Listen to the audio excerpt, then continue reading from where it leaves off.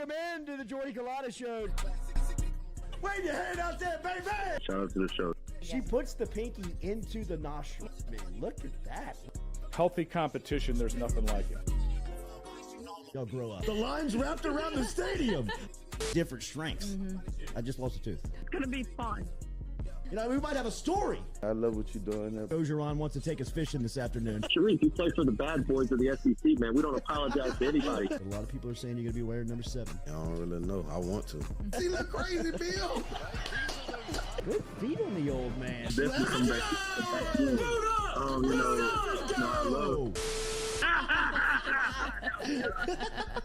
We'll be right back with the Jordy Culotta Show.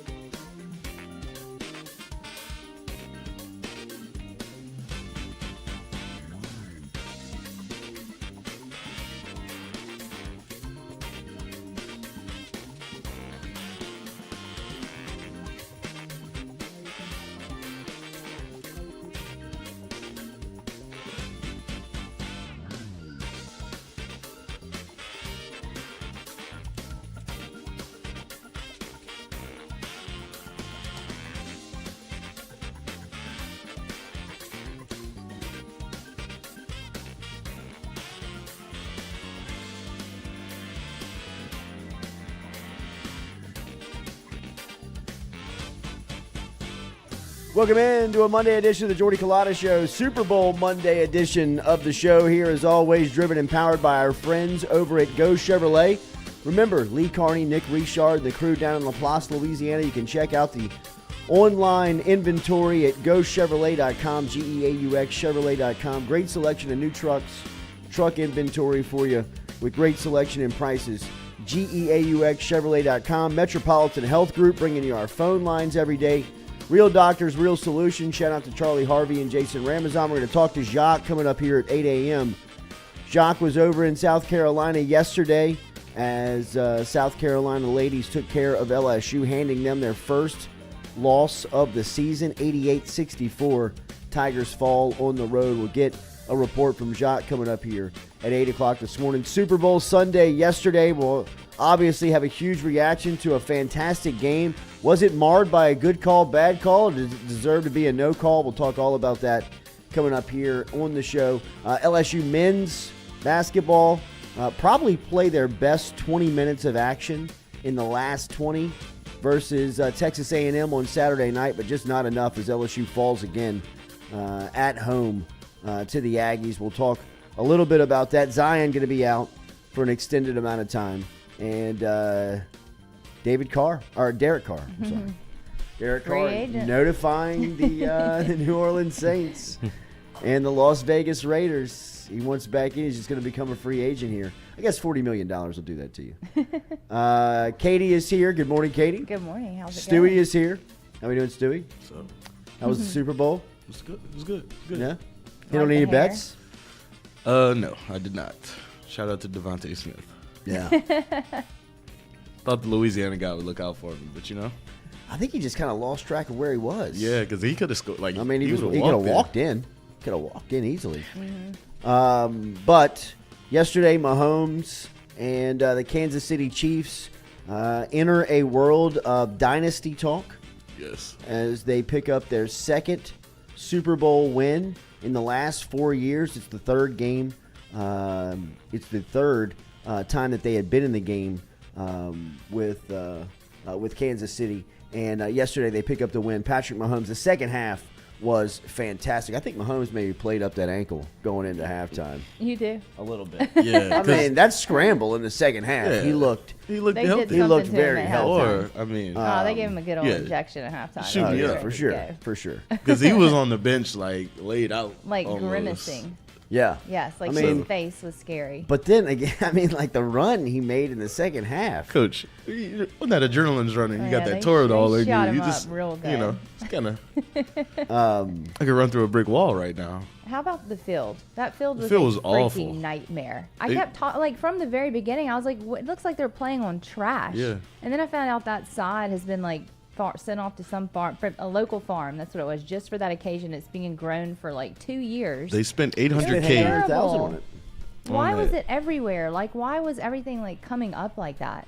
Well, I mean, I think I don't know specifically, but from what I was just kind of reading on it and then like listening to a podcast this morning, that part of the country is very difficult to like grow like that. That's the reason they tried to get out in front of it. Oh, Is I because guess so, they were 'cause it's trying to desert. like Yeah. manicure it and make sure that it was ready to go. The freaking golf courses out there. Yeah, and they were just saying like this. It would have been like the same thing. Like if you were on that golf course, because the Phoenix Open was this weekend, hosting Right. the PGA Tour, and people were saying like it was very similar. Like in the, it looks beautiful, Yeah. but it doesn't have good traction. Like Right. you can kind of get a little slippery on it. And from a Super Bowl standpoint, that's the last thing you want, especially in a climate controlled dome, you know, not dome, but I mean, where you have the capability to close the roof and control the climate. But if you saw the way that they kind of maintained it over the last year, I mean, like it's on a track where it would slide in and out of the dome. So like it would stay outside during the day. Yeah. And then they would like bring it in. I That's don't know. It was great. just kind of like That's you were crazy. overthinking Yeah. it. You know Yeah, what I mean? I Like, thought it was really like, does sound like it. just plant the sod and move on. I know. But it was. I mean, like Jalen Hurts, I think, changed his cleats a Most couple of of the times. Eagles players think had he to was- change their cleats for the second half. But none I of mean, the by the Chiefs second players quarter. did. Second Yeah. quarter. Yeah. It looked like people had thrown trash down onto the Yeah. field, and that's what they were They were, playing like, on. falling. Like the divots were huge. That was why I thought that was really strange. And like right after they started talking about it, somebody slipped. And it Yes. was like, see, there it goes again. It was dangerous. It was. Greg It was. Olsen And you is hated bad. to see the game have that type of storyline. Now, one piece of the storyline that I think the game is going to live with forever is going to be a call at the end that was James Bradbury, a Philadelphia Eagles cornerback, who I believe the NFL should send a bonus. They should send him something because of what he did after the game and coming out and just admitting that, yeah, I did hold. I didn't think it was holding. It I was. mean, I did not, He though. was saying, and he told the media this after the game, and this is coming from Bradbury, who is the guilty party here. He said, I was hoping he would let it go, but of course he's a ref. It was a big game. It was a hold, so they called it. I thought in where they were on the field, inside of that 3 to 5 yard where you can bump, Yeah. I didn't know you could get called for I mean, I didn't think you could wrap your arm Yeah. around their waist. But I mean, that's where you can be as violent as you want to be, right? I mean, from a football standpoint on the island. And look, when they showed it and they showed the replay, I thought to myself, he grabbed him. Yeah. I've been an official before, never on that stage, never in that type of magnitude. But I think you do have to weigh what part of the game you're in. Mm-hmm. Like there is a certain sense of, I mean, to me that ball was uncatchable whether he was held or not. Yeah. I mean, But it was thrown. But I think they called it because if he doesn't hold him, it's a touchdown, easy. You think? Yeah, he had him beat. That's why he grabbed around him. Got the hips. Once you get them arms around the hips. But I mean, the they hips gotta- were in the first 2 steps. He Yeah. grabbed him. Yeah. You know, I mean, I Gotta get call it. that every I time. understand it. I thought he just had his hand kind of on his back, and it was like a little tiny hold. Like he might have accidentally. I didn't see it. I didn't see it. I didn't think it should have been called a hold. I mean, at this point, But you're right. interference has become a call that you could make every single play in the NFL. Holding is a call that you could probably make every single play in the NFL on both sides of the ball. On both sides of the ball. You could call offensive and defensive holding probably on every single play if you really wanted to. And, for that game to have a storyline that exist of the officiating. You hate to see it. But the NFL, like we talked about after championship weekend, this has become so normal with the NFL process, with the NFL games, that you've almost like You expect it. you expect it. Mhm. I mean, I really did. I mean, It's it annoying. didn't surprise me that the officials became Yeah. a part of the storyline. It didn't surprise me that a bad call is going to be or a call is going to be something that we debate, over the next 24 to 48 hours about this game, because one thing that shouldn't be taken away from it is that it was a fantastic football game. It was. I mean, like it really was it was a great game, I thought, at least, where you had the best team in the league for the most part of the season in Philadelphia going up against the best player in the league in Patrick Mahomes. And I thought it played out exactly how all of us would have loved it to play out. It felt like the team that had the ball last was going to win. Philadelphia had to feel good about their game plan early on. I mean, just the way the game was playing out. I think Mahomes and KC only had the ball for 8 minutes Yeah. in the first half. I mean, you want to beat Patrick Mahomes? The best way to do it is keep him off the field. I mean, like, Joe Burrow. yeah, right. I mean, like the way they were controlling the game, and I really do think that the play of the game is Hurts' fumble. That's a scoop and score for Kansas City's defense, because, I mean, one thing you can never do for a guy like Mahomes is you can't gift him anything. Spotted him 7. You can't give him 7 points. You can't, put points on the board while he's on the bench. I mean, that's just brutal for someone like him. And I thought Mahomes stamped his legacy. I thought Andy Reid stamped his legacy. Now for those guys to have 2 Super Bowl championships next to their name so young, from Patrick Mahomes' standpoint. Andy Reid was asked after the game if he was coming back. He kind of laughed it off and said, if they'll have me back, I'd love to be back. I mean, some of the play calls he made in the second half to get guys like Sky Moore and Kadarius Toney, I mean, wide open, backyard wide open. I mean, like standing by themselves in the end zone. Anybody on this set could have made those passes, and I'm not taking away from Mahomes' greatness. I'm just trying to paint the picture of how open they were in the Super Bowl in the second half. And I think that's the genius of Andy Reid. He probably saw that at halftime. He probably saw that somewhere within the game. Somebody on the headset pointed that out, and he just said, look, this is how we're going to handle that. And Philadelphia was obviously struggling keeping those guys in front of them when they went in motion, and they just ran those pivot routes where he would stop as if he was running the cross and just went back to the sideline. And, I mean, both of those guys were standing alone. And it was coaching, it was players. I mean, it was everything that you could ask for in the biggest stage from, a viewership standpoint. And for there to be a little bit of a story of officiating, you hate to see it in that game. But like I said, I mean, it's almost become inevitable now within the NFL conversation. At some point, the officiating is going to pop up, whether it's good, bad, or ugly, whatever it is. It's just going to be a part of the game now. I mean, that's just kind of how it is. And as bad as it sucks that it was the biggest game of the year on the biggest stage, I mean, it just kind of how it is now. I see why Fox wants to replace what's the guy's name? Greg Olson. He's bad. Aw, sweet Greg Really? Olson. He's kind of bad. No, Really? I like thought he was him. really good. He has some moments where he's like, "What are you talking about, Greg? Like, huh? Like, normally if it's Because an I offensive read guy, the contract wrong on. I not read the contract. I just kind of read the report wrong on Brady's contract with Fox. He's not doing anything next year, No, he's not. Greg Like- Olson has it for another year. right? Yeah. Like he's on for another. oh god, He's on the shelf for another year. Good I for mean, Greg. like- Greg Yeah, was good for sad Greg. that Tom was coming in for But him. Now Greg Greg gets is, another year. I think he's sweet and upbeat. He's Yeah. very innocent Yeah. seeming. But Greg, you're an offensive guy. Don't complain about the pass interference on the defense when you're an offensive guy. Like that was bad. But like sometimes he just like stutters. Like he has those moments where he's like, I think he gets excited.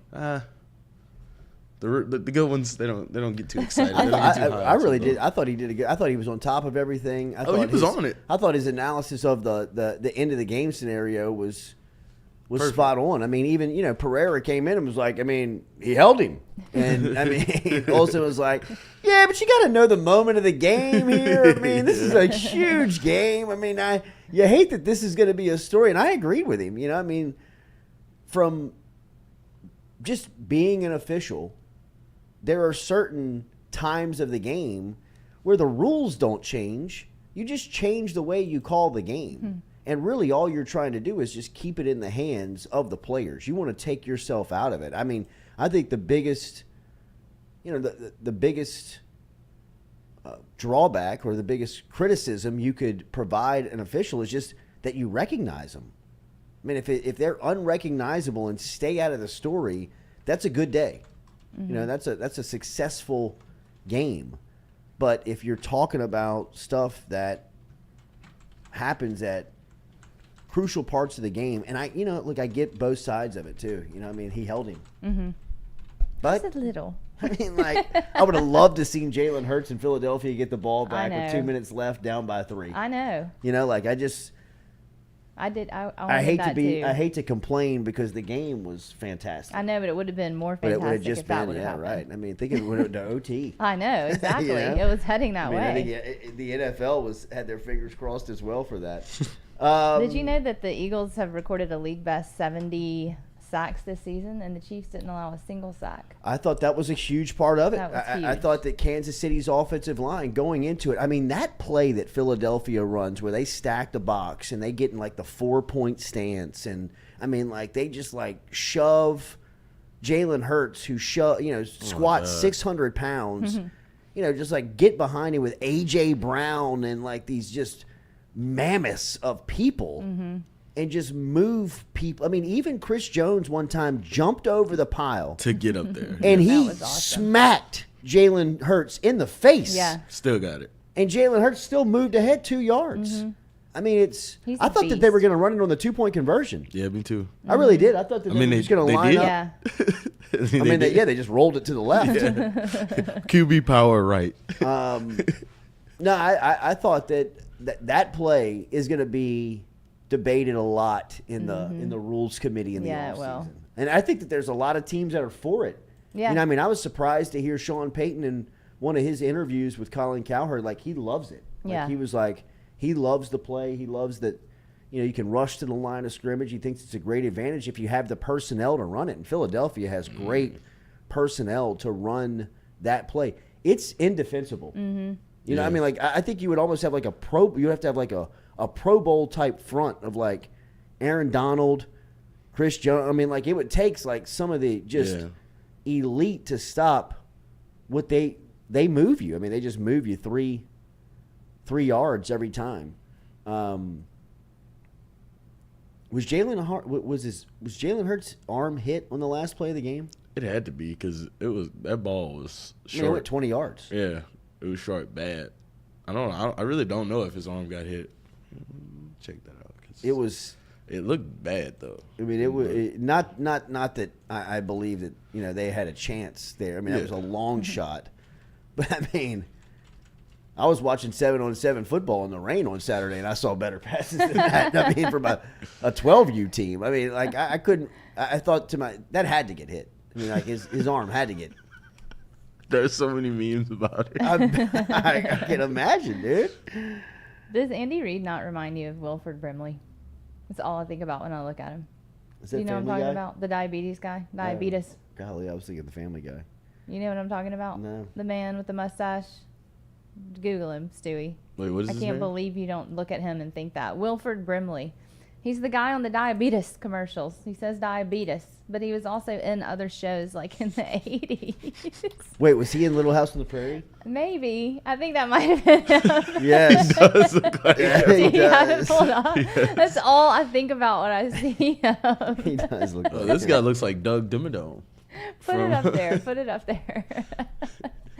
I need other people to agree on this too, because it's all. Oh, wait. Oh, you this know is what a better happened? picture. Look, I'm looking at this. You know what happened? He stepped on Kelsey's No, foot. No, he slipped. Yeah, but he stepped on Oh, Jason yeah. Kelsey's foot with his left foot, and ended bad for him. It's tough. Man.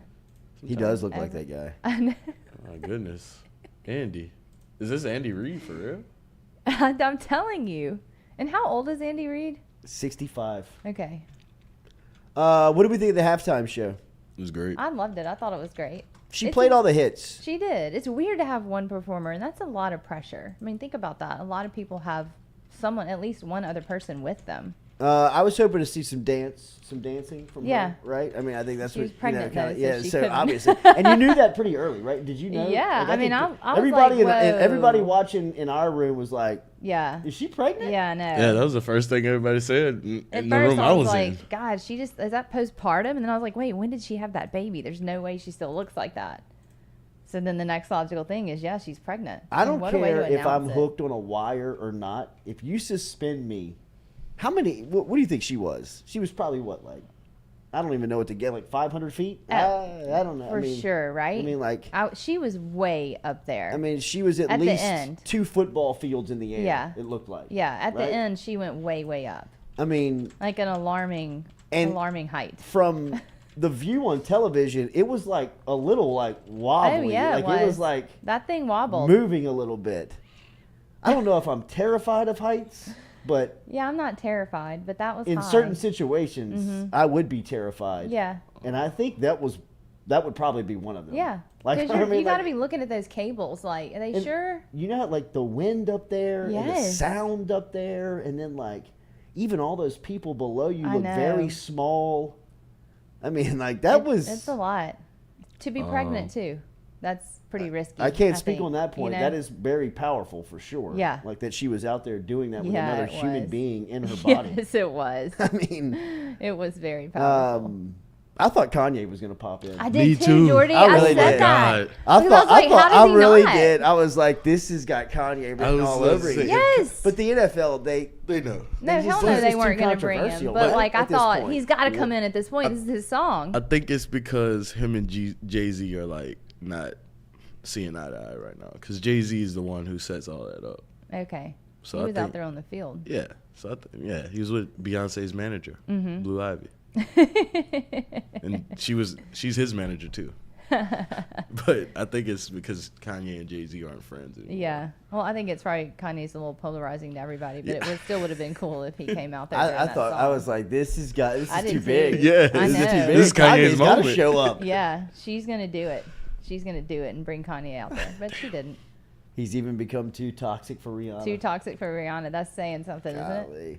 Put Wilford up there so that people can see. I see him over there on your screen. Young Wilford. Can you do a comparison? Andy? I mean, this is Andy Reid. I'm telling my you it God. is, Andy right? Reid. I mean, I bet Wilford was probably around 65 in this photo, maybe. Because he's dead, right? Yeah, yeah, he I is. think he died. Yes. So, yeah, I mean, that's all I think about. It's like his doppelganger. Trying to see the hits for Brimley here. Brimley. Trying to find out how high she was up off the Oh ground. yeah, how high up she really was. That would be interesting to know because that was serious. I What would've a been- baby announcement. What a way to announce that you're pregnant. I mean, that's the way to do it. All I was looking for at the end of this game, though, I wanted to see the Kelsey brothers like embrace. That's what I was waiting for. I just caught to it. kind of see. Yeah. Travis Kelsey's got to chill out with He really does. Kansas City. Nobody had them winning the championship. Bro, y'all had the best player in the league all year long. I know. And When's he we're gonna shut up with maybe that? the best team trending for about 8 weeks in the NFL. Nobody had you as an underdog. I mean, that's like Georgia, the know. Bulldogs being like, nobody, Stetson Bailey. Nobody counted. Like, bro, people had you wire to wire, number one in the country. What do you mean? What is the deal with that? And like Kelsey, like yelling into the camera. Oh my- Always yelling he's into the like- camera. I mean, like, Somebody- don't forget about Patrick Mahomes. Like, nobody's forgotten about Patrick Mahomes, dude. Like, what do you mean forget about this guy? Y'all have hosted 5 straight championship games. Somebody should have told him to wipe his nose before he went No, up there. somebody No. did because he could feel it. He was He wiping it did. with the shirt. He could feel it. I felt so much better after he cleaned that off Yeah. and like started fresh again. You look I was like you a gotta bad kid. Like, Travis, you gotta come sit down. I mean, Why and does shut he have up. to scream Stop. everything Stop at yelling. us? I Stop know. yelling. Y'all just won. Right. That's the thing. He's always angry when they win. But I do love you gotta fight for your right to Lombardi. Yeah, like, I mean, he got the whole crowd saying it. It was now. playing in the background. It was Yeah, like it was. playing. They started It was playing like it. playing in the stadium. Yeah, and all the fans were screaming it out. See, he's a polarizing figure. Did they have another brother? No, I It's don't think just the so. two of them. Not that I know of. Okay. Yeah, I I think thought it's they just had those two. another brother that was kind of like the Cooper of Peyton and Eli. Their mom is the winner of all of this. I know Yeah. her Like, outfit. I mean, Started- she's sitting right next to Goodell and Yeah. DeMar Hamlin. Yes. And him, what type of PR genius is he? Like DeMar Goodell? Hamlin, DeMar? yeah. Oh, I mean, that's what he's doing. Yeah. He's Yeah. rolling out all the stories. Yeah. Man. He's walking into the party like, I know, y'all right? gonna talk shit about me? Exactly. You see, I got I got DeMar. Miss Kelsey and Mr. Hamlin with me. Exactly. I mean, like, y'all hate me? Yes, Roger, we do. They can come in, you can't. The mom was cute. That whole outfit and all that was They really liked the cute. The outfit. shoes and everything. That was super cool. I mean, good for her. What a night for Yeah. her. It was a great game, man. It was. It was a fantastic game. What do you think? How do you think Sirianni's Tears are going to play in Philly? That was annoying I to mean, me. I mean, so if you saw it, can you bring this up? Can you bring at least a picture of it up? I Like, mean, this was is it this is Tears you. for You thought Jalen America? Hurts' last throw of the game was a meme. I mean, like as soon as I saw Sirianni, like as they're playing the national anthem, I'm like, ooh, that is not going to Yeah, age well. this Even is if he not- wins tonight, this is not.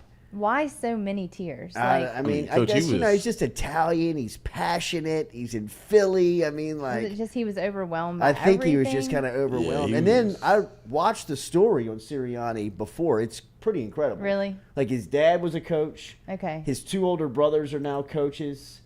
He's a coach. Like his dad was a famous high school coach in Okay. like upstate New York. His oldest brother like coaches at the high school where his dad was the coach. His middle brother is like a coach at D3 college. So he was in his feelings. So yeah, absolutely. I mean, Sirianni was a wide receiver at a D3 school. They showed him playing. He had like 2 huge diamond earrings. Did he really? He had I like didn't see eye that. black. He had like the shaved head. I mean, like he's a show. I mean, he's a showman. Oh, you know? wow. Like, he's in Okay, I for, didn't like, know that about him. He's Oh, there he Italian. is. You know what I mean? Like he wants everybody to know. I mean, he wants to look at this guy, dude. I His mean, can't mouth you almost hear the people in disappeared. Philly this morning? And then you Yes. got our head coach Yes. crying. I mean, like, it's still early. I don't want to say what they could. I mean, like, That's what I was can't saying you, last can't night. you be? I mean, like, It they is are early probably for it. chewing this guy up. Yes. Run this guy out of town. Yes. I will say though, I'm not a country music person, and I don't know anything that Chris Stapleton sings. Maybe if you played something for me, I might know. But that was good. Oh, he crushed it. That was He really definitely beautiful. went over though. I was about to say Yeah. more than 2 minutes. I would Fig- think told so. you. Yeah, it went Country over. I would think singer. so. I would think so. I would He think so. did I a. would He think was so. good. I mean, he did a great job. I didn't know that about him. Mm. So, shout out to Chris Stapleton. It's about to be a long off season Yeah. for Sirianni and Yes. the memes, dude. Yeah, That it thing is. is gonna be. That might take guy. over like the Michael Jordan crying meme. I mean, like he was Yeah, it really might. bawling. That thing was. Yeah, it was too much. It was almost like, bro, coach, get it together. We're about to kick this thing off. Yeah. You got a game after this, you know that, right? like, Like I wish he would have wiped some of it off a little at or least. just like towel over the head, Yes. something Yeah. Like dude. look down and kind of wipe your eyes. He Don't was just sit there exposed, like this. like bad. Just and streaming they had down. him in like 8K. Just Oh, I mean, cameras just Yes. front and center. How many Philly mobsters were like, get Who's rid of this guy? MFer? Let me make a call He's to dead to me Arizona. What kind of man? Don't let Sirianni back on the plane. Bury him in the desert under his tears. That was really weird. I mean, like that was like, oh, Nick, this is not going to be good. Yeah, this is not going to be good. This is not going to be good. No. Somebody get him a towel. Wipe it off. Okay, another weird thing I noticed is Sean Payton always chewing gum. Yeah, Yes. Why? big gum guy. Might He smoke is big. cigarettes. He used to smoke cigarettes. He might. That might Oh. be why he chews Well, a like little that was his thing. Like back in the day, like when Mic'd Up, NFL's Mic'd Up came out. Mm-hmm. Like that was one of the sound bites that carried on with Peyton, was that he was always like looking for juicy fruit gum. And then remember the defensive end Charles Grant? Mm-hmm. He gave him like something Bucks. other than juicy fruit in the middle of a game. No. And Peyton like spaz. goes crazy. He like puts it in. He's like, where's the motherfucking juicy fruit? What? And Charles Grant's like, somebody gave me that gum, man. I mean, what do you mean? And then the next game is, I think it was, I'm telling you, I believe it's the NFC title game in Minnesota because Grant is inactive for that run. And Peyton is like in the middle, like they score a touchdown, like they're making moves, and like Peyton's like, I need my gum. And like Charles Grant's like, here. And he like puts something aside. He's like, give me the motherfucking juicy fruit. And Charles Grant's like, what? And he's like, and Charles Grant like goes there, like runs and gets it and brings it back. And the next game is the Super Bowl. It's a Super Bowl. Like the same scenario happens. And like Sean Payton is like, I need my gum. And Charles Grant like is like here, and like he like looks at Grant, and Grant's like, it's the juicy fruit, man. It's the juicy fruit. Like, chill out, you little man. How weird. And like he's always like smacking on his gum, man. Always. That It's gum really has no strange. flavor. None. Yeah. I mean, after 3 smacks, it's gone. I wonder how many sticks he goes through though. Probably a little pack like that. Right? Like I wonder how quickly he goes through a pack of juicy fruit. Because yeah, it's gone in a couple of minutes. But yeah, his mouth is always moving. I'm like, what? It's kind of weird. Nipples were a little he hard has too. like his natural sitting jawline is weird. Like he's like, Yeah.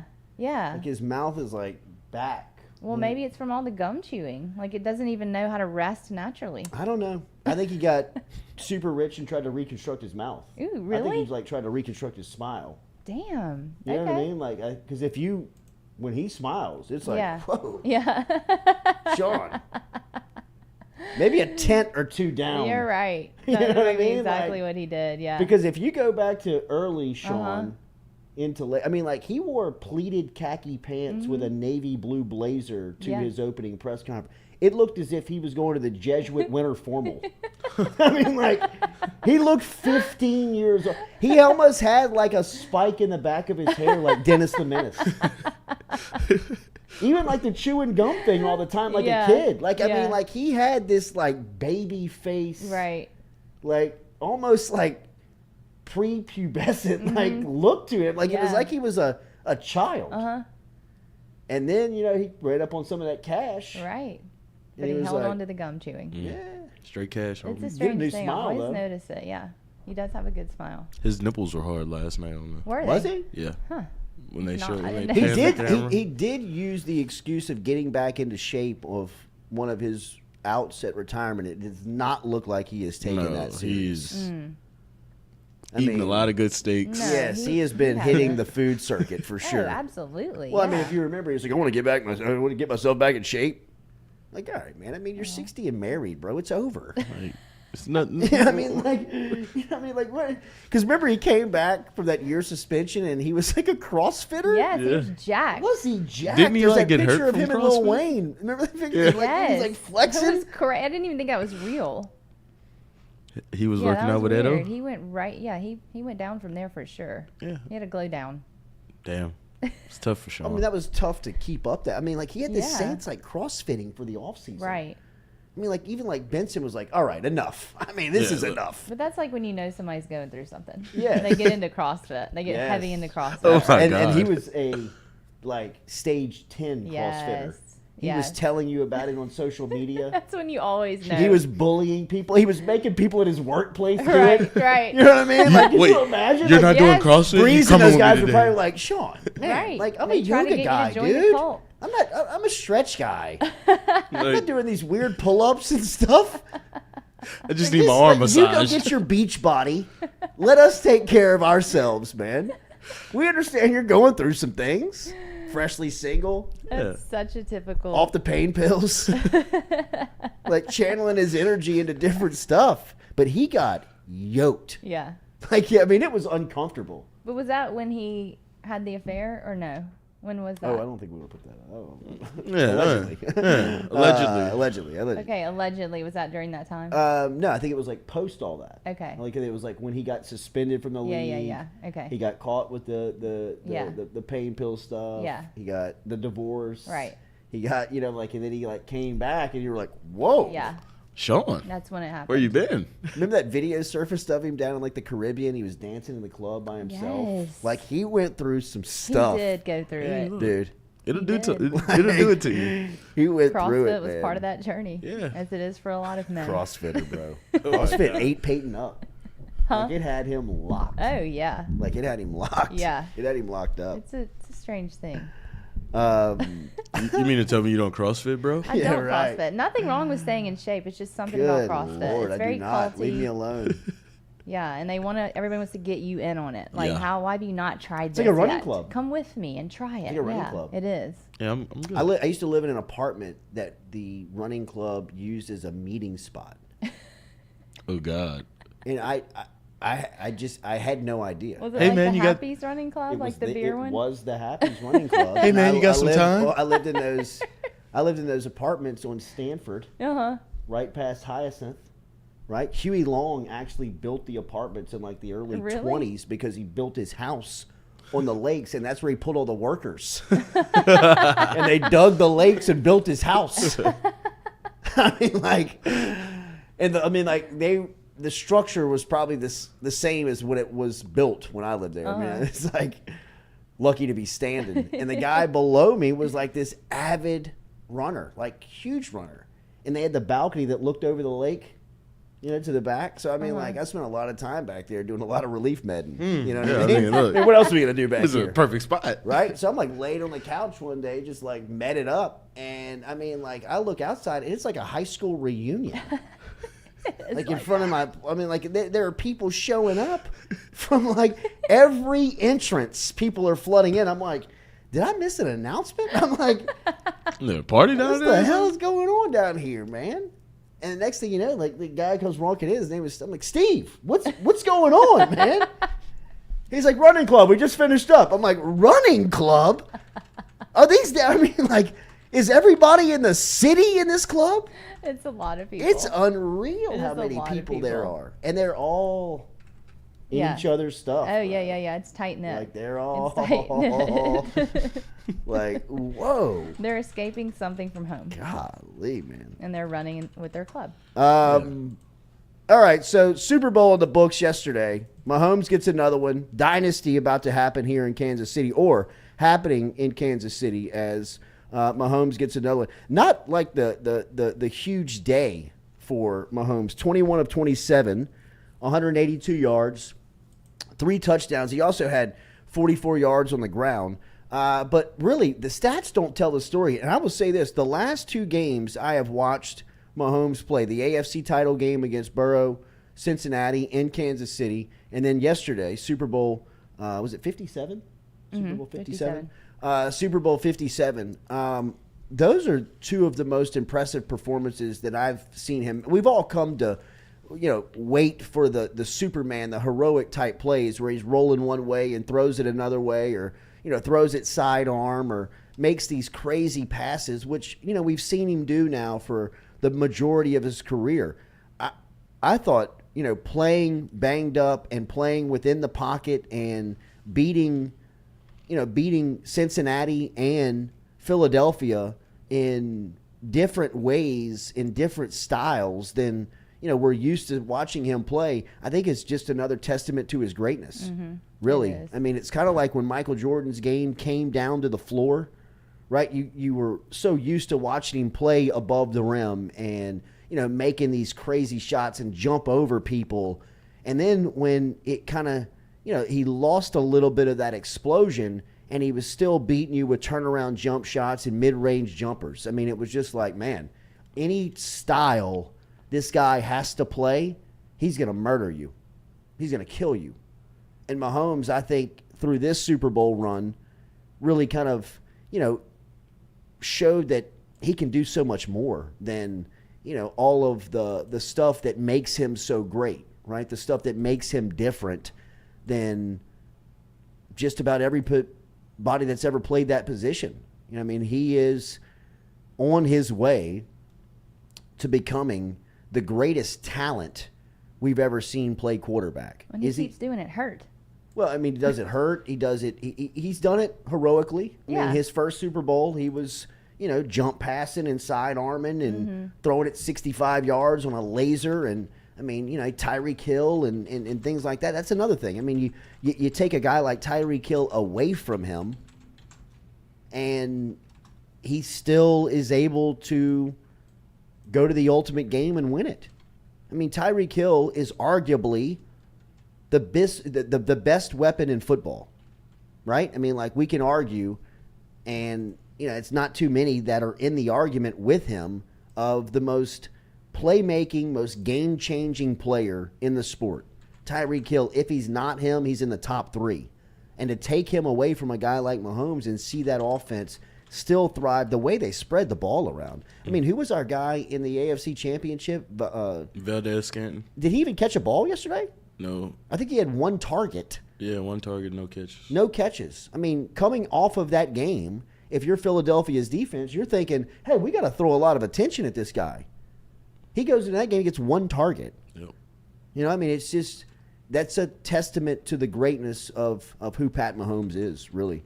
So first MVP to win the Super Bowl and MVP in the same season in like 20 years. I also saw that he was the first since, I want to say maybe Kurt Warner. It was. First since Kurt Warner to lead the league in passing and win a Super Bowl. Mahomes. Wow. Patrick Mahomes. Yeah, he is.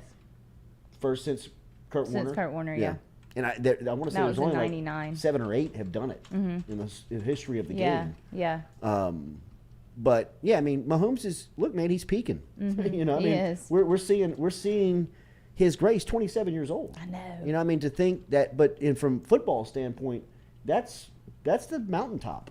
Yeah, it was. I mean, sure. It's shifting now. But if I you think. can keep him healthy, and obviously who's going to take care of his body, Yeah. you should see this. I mean, remember the Saints signed Breeze when he was 28 years old, 20 right around this time, right? And when he was at the end of San Diego, he was playing about as good as anybody in the league. I mean, he was keeping Phillip Rivers off the field. And then when he got past the injury, he was able to regain his footing pretty quick. And I mean, for the next 10 years, you had Breeze at a level that you could win the Super Bowl. Right. Right? I mean, like for a decade, because you kept him protected, you put people around him that allowed him to be successful. He had the coaching. He had, he just had this hive, this community of people around him that wanted to win. Mahomes he's got 3 appearances by the time he's 27. That's wild. He's got 2 rings. He's got Andy Reid who's saying, I don't want to go anywhere. Mahomes, the way he worked his contract allows Kansas City to be creative, to put people around him. Yep. I mean, there's no reason why this should be over anytime soon. I know. I mean, I would get used to it. Remember, Daily, we're brought to you by RMB Builders. Rhett Bourgeois and the crew. RMB Builders is on Instagram, and you can find out what they have going on. Great projects over at RMB Builders happening right now. Check out what they got going on social media. You can check out online, rmb-builders.com. Whether it's residential, whether it's commercial, new construction, reconstruction, RMB Builders can help you. rmb-builders.com. Get in touch with Rhett and the crew today. All right, LSU ladies fall yesterday on the road to South Carolina. Look, we talked a little bit about it last week. We had Coach Bulkey on last Monday as she was wrapping up their weekend a week ago, and we started to look towards this South Carolina game, and she started to spell it out. I don't think that she was starting to sandbag as much as we were kind of messing with her last week, Jacques and I, but that South Carolina team is different. Yeah, I mean, that's a team that potentially they could go down as one of the best of all time, in my opinion. I mean, you're talking about a back-to-back potential national championship program. Last year, they win the national championship. They're the odds-on favorite, obviously, this year to repeat and do it. And seeing them and watch them play for 4 quarters yesterday, you see why. I mean, they're a tough matchup for everybody. I mean, the size, the depth, the athleticism, that's a really, really good basketball team. And that was a tough task for LSU to go in there. Angel Reese getting 2 fouls early on really changed a little bit of the complexion of how she had to play. Alexis Morris played incredibly in that game, especially offensively. But Yeah, 23 points, right? oh, man, and I mean, some of the shots she was hitting in the first half were, keeping LSU in it. Yeah, she was. I mean, there was a couple of moments inside of that first half where it could have turned into a track meet, where it could have turned into just running them out of there. And Alexis Morris hit some huge shots to just keep them in it, keep the crowd a little bit reserved. That place was loud. That place was intense. Sold out. That thing was crazy. 18,000 people in there, man. I mean, look, I think that's the draw of what LSU is and going to become. I think that you won't see just that at big-time schools like South Carolina. LSU is going to become, a road draw because of the type of basketball they're going to play. Obviously, their coach has, got some personality that rubs some people either the wrong way or you're passionate to support her. And, I just thought that was a phenomenal atmosphere for the sport. It was a phenomenal moment for LSU in the sense of, hey, you want to see what it's like on the biggest stage? I mean, there's still some people within that program that you want them to see that up close. And I thought look, going into an environment where there was little expectation for LSU to win that game and going and experiencing that will only be a positive for the program. I really do. I think that is going to really propel LSU in a direction, or at least give them a point, a mile marker, a barometer of, hey, look, that's the best. That's what the best looks like. That's what the best plays like. That's what it feels like. That's the depth. That's the athleticism. That's, all of what South Carolina kind of rolls at you. And, I've seen some of the things about the officiating and the foul discrepancy. I get it. I think that LSU played a lot more aggressive than the foul numbers would say they do. But, you could play that game 100 times. And you could get NBA Finals officials on the whistles, WNBA final officials on the call. And it's, that's probably going to be the outcome. I love what she said after the game. This is just one game. Be thankful that LSU was on this stage. Who in the world would have thought that we would be on this stage in year 2 of rebuilding the program? Absolutely. That's so true. And there were moments within that game that were wins. Yeah, absolutely. I think there are moments and stretches inside of that game where, that they will break down as a staff, as a team, and, they will say, hey, look, this is really positive. That, you were able to bring the game within a couple of possessions a few times and sustain it there for a few possessions before South Carolina was able to run away with it again. Yeah. I mean, it wasn't as if the ball tipped off and LSU got ran off the floor. Right. LSU competed on, for 4 quarters. That was just that's the best team in the sport. Yeah. It'll be a major upset, a huge upset if they get beat. I mean, really, it'll be an enormous story if South Carolina falls. They are the titan of the sport right now, but they will experience enormous turnover after this season. I mean, they have nothing but seniors that are headline. I know their point guard, who's very talented, is a first-year player, but outside of that, they're the majority of them are senior players, and so that roster is going to turn over, and that will bring the competitive level back to more of an even playing match, and Mulkey's got the #1 recruiting class in the country coming in. But Staley's got to be recruiting pretty well too. Huh? Absolutely. No, I mean, like, this is going to be like we were just talking about with quarterbacks with Mahomes. For the next decade, it feels like Mulkey and Staley. I don't know how long Don Staley is going to stay at South Carolina, but I know Mulkey's not going anywhere. Right. And let's just call it for the next 3 to 5 years. Yeah. This is going to be a game. Yeah, it will. I mean, this is going to be something that everybody's going to look forward to. And, I think that this is a great mile marker for LSU. It'll be a great mile marker a year from now where you can look back and say, look where you were, against South Carolina. Look where you are now. So just part of the growing pains, part of building the program. I mean, who really had real expectation? I'm not trying to back out. I'm not trying to walk away from it. And I'm not trying to say that you take any away from the loss, but who had a real expectation that they were going in there and going to win? I mean, I think we all knew it was going to take a perfect, almost miraculous performance to beat that team in that environment, in that game, on that day. Mm-hmm. I mean, it just that was tough to do. So I mean, I just haven't watched an entire South Carolina women's game up until this point. Sure. I mean, just to be honest, like I watch entire LSU women's basketball games, but aside from that, I just watch highlights and clips of other ones. I watch State every now and then, but I knew they were good, but I didn't know they were like that good. Yeah. They're pretty phenomenal. National champs. it's weird that Yeah. Dawn Staley wears a football jersey on Yeah, the I thought sideline. was That's so super weird. weird. And I don't look. I don't know all of this stuff, but I would just think, and not that you have to sit there in a coach's polo. No. You know what I mean? Like, I'm not saying that you have to wear the brand on your shirt. I mean, pretty much all of these coaches, especially the women's coaches, wear, like whatever they want, kind of personally. They wear their own style. But it's still like your team's colors. I think she's from Philly, though. She's definitely from Philly, Okay. and I'm not trying to That's pile on Dawn Staley.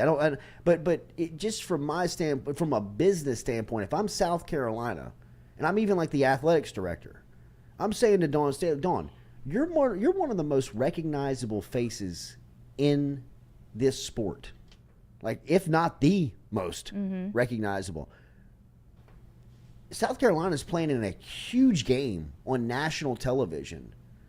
We don't want to promote another brand. I know. We don't want to promote another team. We don't want to promote something other than you being South Carolina's coach. We're not asking you to wear a coach's polo. I'm not asking you to wear a South Carolina's, hoodie. Mm-hmm.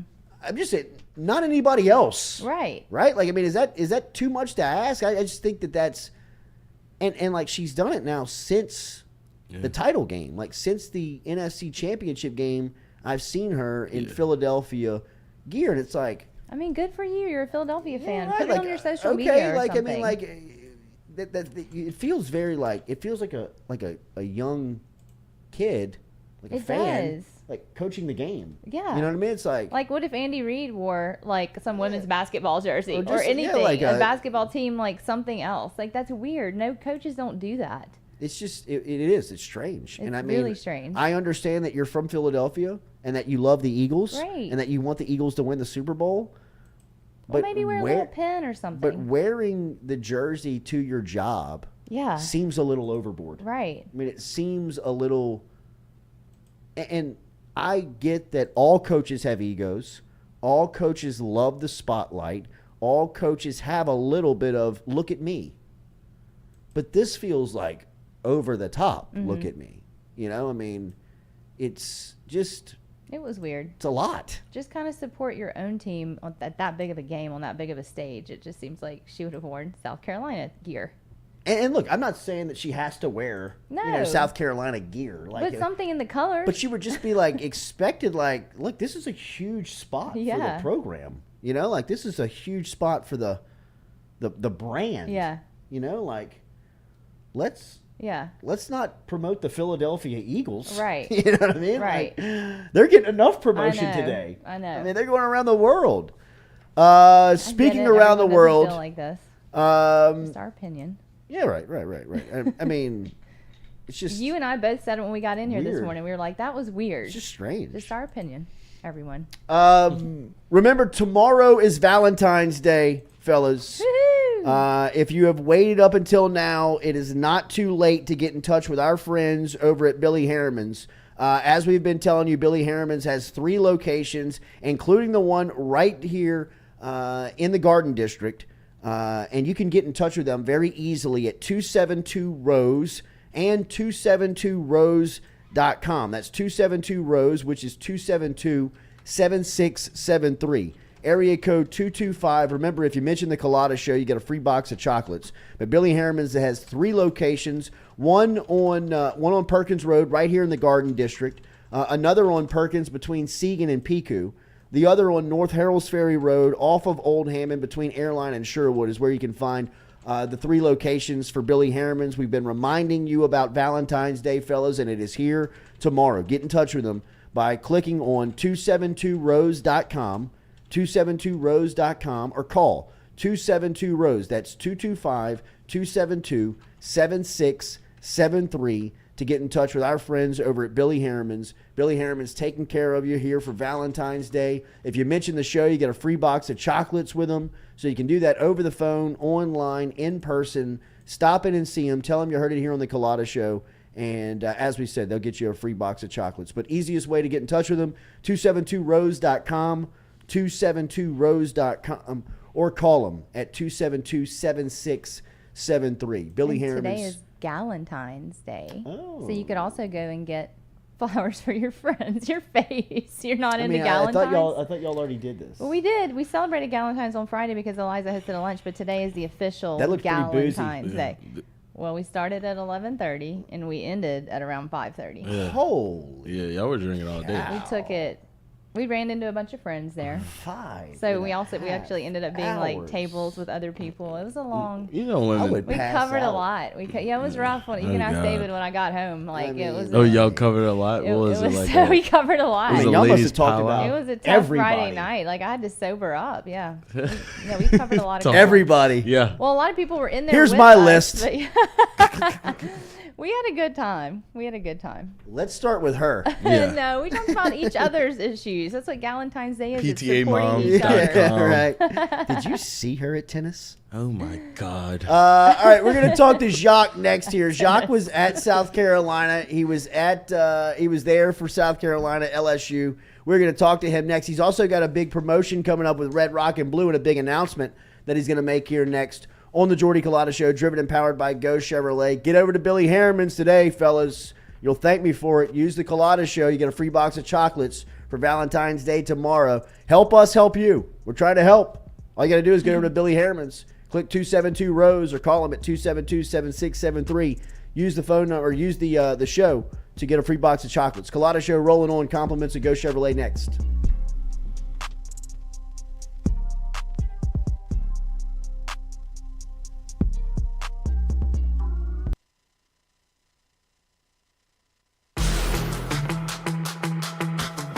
Donaldsonville Glass and Body, the trusted name in frame, body, and automotive paint repair since 1977. They have served their customers for over 45 years. You can find them online at dgbauto.com or stop in and see them Railroad Avenue and Division Street out in Donaldsonville, Louisiana. Look, they can help you with your insurance claims. They can make the repair process as stress-free as possible. I'm speaking from experience here. I've got numerous windshields, body repair, all done by Kenny and the crew over at Donaldsonville Glass and Body. They are, without question, the most well-equipped shop in the area. Stop in and see them today. Shop them online, dgbauto.com, or stop in and see the crew over in Division Street in Donaldsonville, Louisiana. Donaldsonville Glass and Body.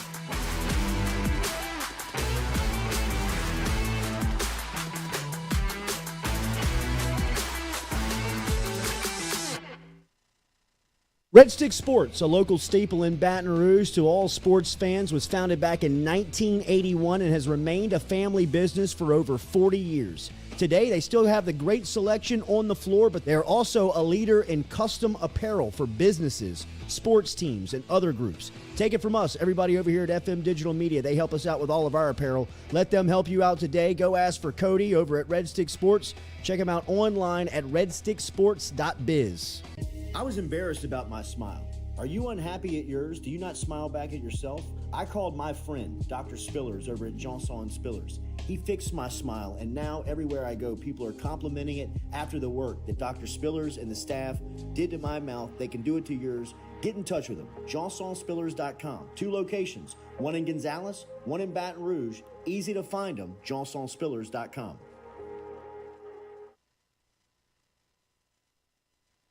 We're all from different places and backgrounds. We've each experienced our own versions of life, but in the end, we're all on the same team. I'm part of that team, along with these players in purple and gold.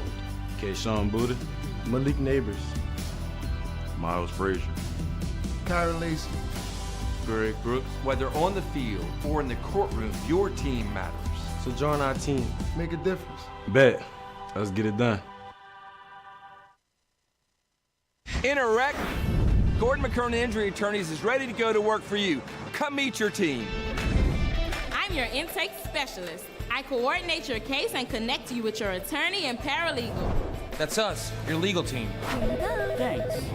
And we'll fight to get you every dollar you deserve. I'm your settlements and disbursement manager, and I'm here to get you paid on time. I'm attorney Gordon McKernan. Put our team to work today. Just call us. Get it done.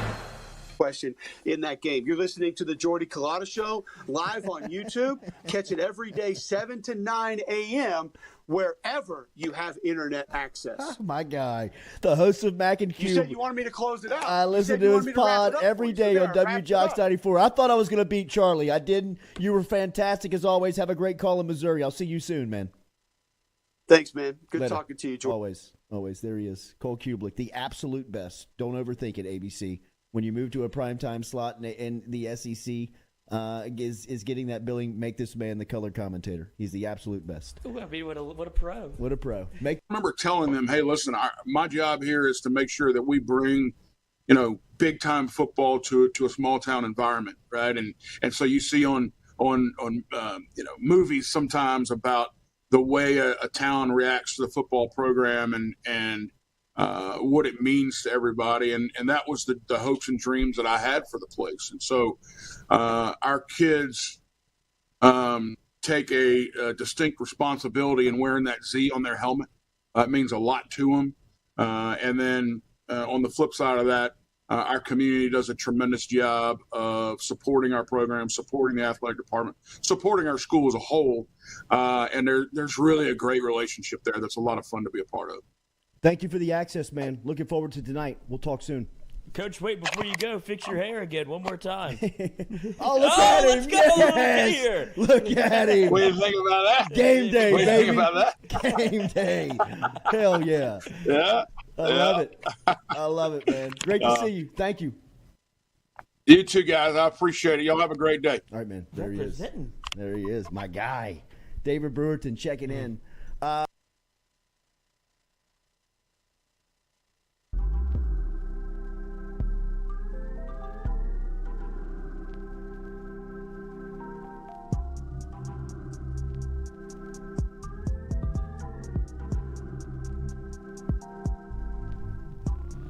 All right, welcome back here to the Jordy Culotta Show, driven and powered by Go Chevrolet, live here on this Monday morning. If you don't mind, hit that like button, share button, comment button as we are going to jump up here to South Carolina and talk to Jacques, our friend from WAFB, who was there yesterday inside of that big game where they had 18,000 people.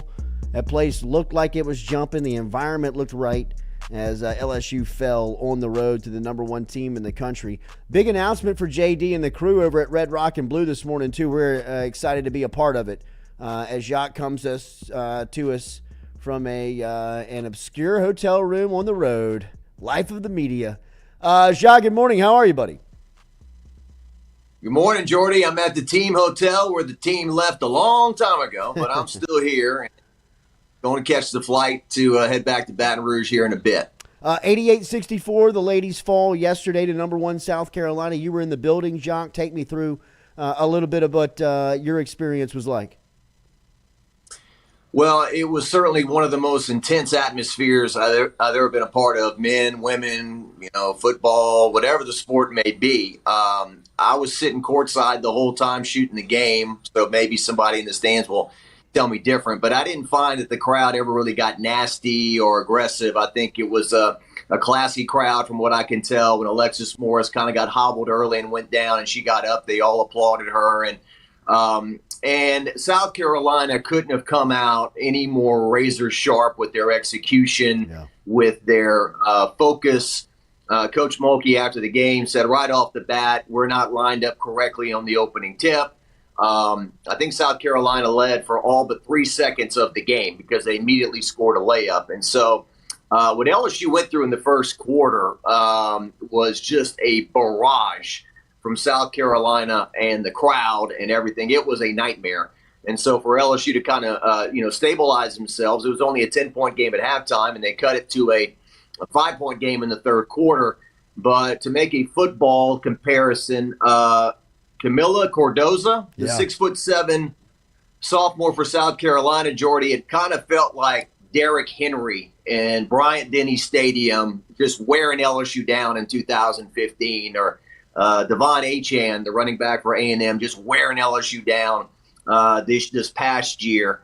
It's like a running back just pounding in the fourth quarter and wearing you out, and LSU had no answer for her. They just lobbed it in the post, and she just scored time and time again. So Alexis Morris showed up before the game. Dawn Staley said she was asked about Alexis Morris, and she goes, "Ooh, she scares me."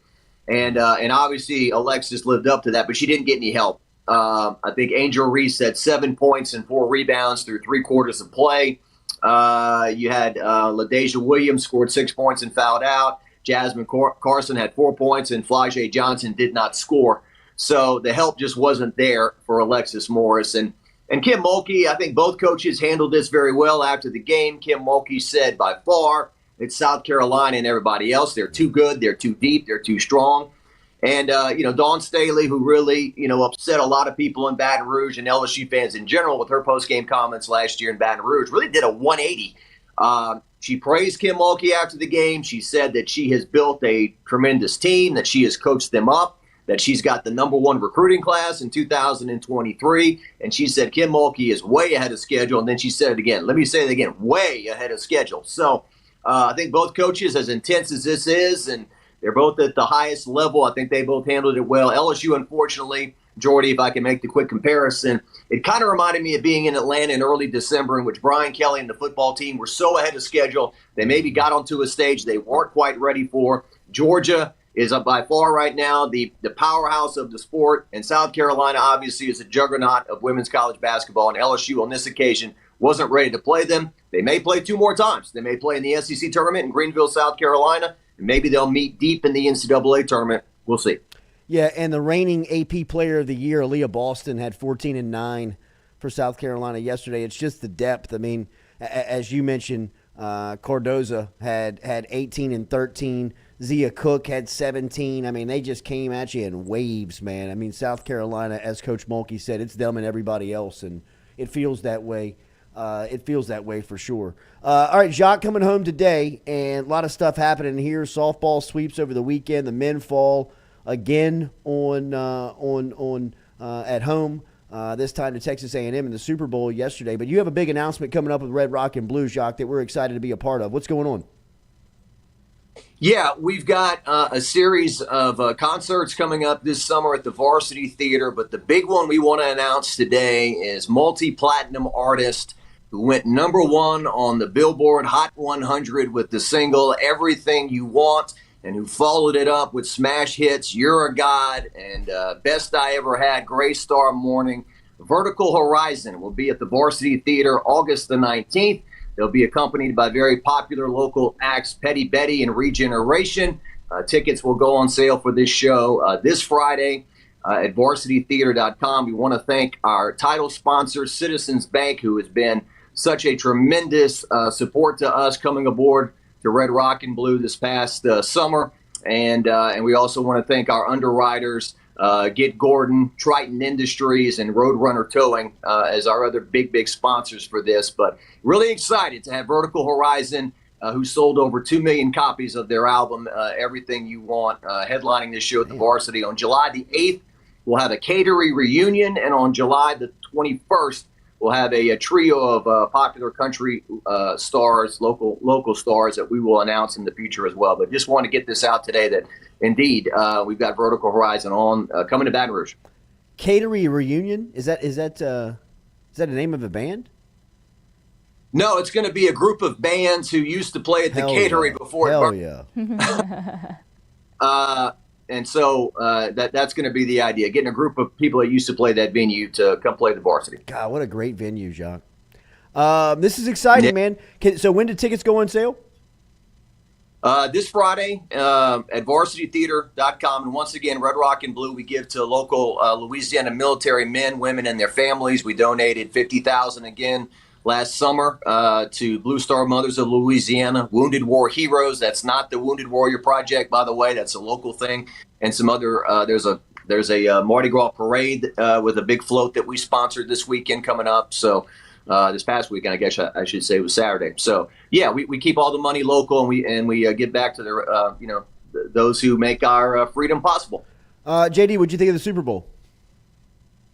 I'll be honest. I covered the game. I put together my recaps. I had several draft beers here locally in Columbia, South Carolina. I had a little food.